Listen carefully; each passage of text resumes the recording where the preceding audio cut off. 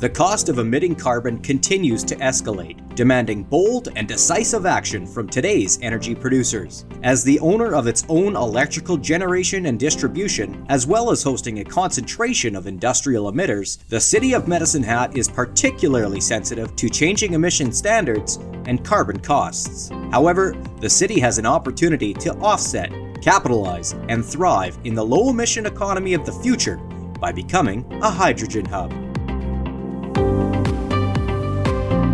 Hydrogen is considered an attractive fuel source for the future as the only byproduct of its use is water. A hydrogen hub brings together local industry, businesses, and stakeholders to develop and deploy hydrogen and fuel cell projects. There are two major types of hydrogen being utilized today: blue hydrogen and green hydrogen. Both types of hydrogen are produced from the electrolysis of water, but the difference is in the input energy source required for this process. Blue hydrogen is derived from natural gas, utilizing a process called steam methane reformation. Blue hydrogen relies on carbon capture and storage to help mitigate its environmental effects. Green hydrogen, on the other hand, is generated using only renewable energy. The amount of renewable energy development all in and around Southeast Alberta, it's a very, very exciting opportunity. There's no negative byproduct, there's no CO2 produced. It's the most environmentally friendly process of producing hydrogen. But how can using hydrogen help us lower our emissions? We're looking at the use of hydrogen in primarily two ways. When combined with water in a fuel cell, it generates electricity and clean water. Be for potential transportation fuels, heavy rail, truck traffic on Highway 1. Also, I see a day when we can also be blending hydrogen into our home heating fuels to help offset our carbon footprint. Medicine Hat burns natural gas or methane to produce electricity. A certain amount of hydrogen can be blended into that fuel stream to basically make it greener, make it better for the environment, and produce less CO2 and less carbon. And because we own our own utilities, we're very uniquely positioned in the province to be able to do that. Governments around the world have committed to reducing carbon emissions. One technology designed to help curtail carbon release is carbon capture, utilization, and storage, or CCUS for short. So, how does carbon capture work?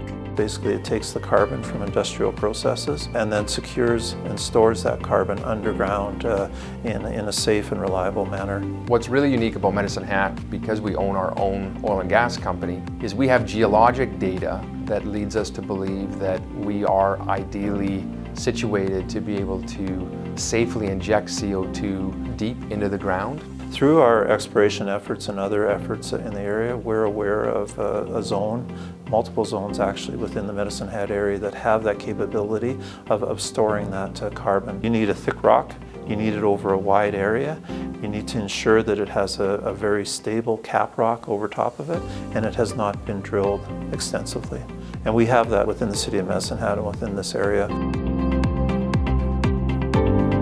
Carbon taxes are a primary tool to promote the transition to a lower emissions future. These taxes incentivize heavy emitters to reduce their emissions by increasing the amount of tax per ton of carbon. The federal tax on carbon, initially set at $20 per ton of CO2 in 2019, is $50 per ton in 2022. It will rise $15 per ton each year until it reaches $170 per ton in 2030. The driving force behind the move towards hydrogen and making the economy greener and more environmentally friendly is really the escalation in carbon taxes. Today's emissions at that level of taxation will result in approximately $50 million of revenue leaving this city. It's kind of the carrot and the stick.